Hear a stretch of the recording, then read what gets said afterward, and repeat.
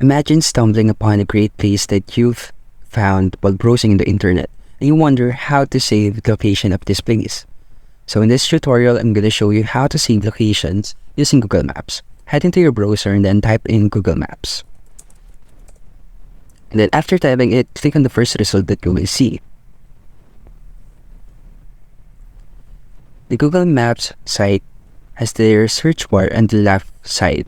Click on the search bar and type in the name of that place. So let's say this is the name of that place. And I want to save the location of this place. As you can see here, there is this save button. Click on the save button and place it under this list. You can select what list you want to place this location to.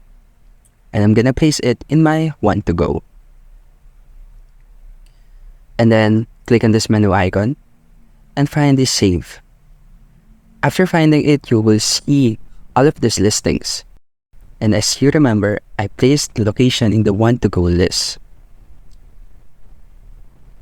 There it is. That's it for our tutorial today, and thank you for listening.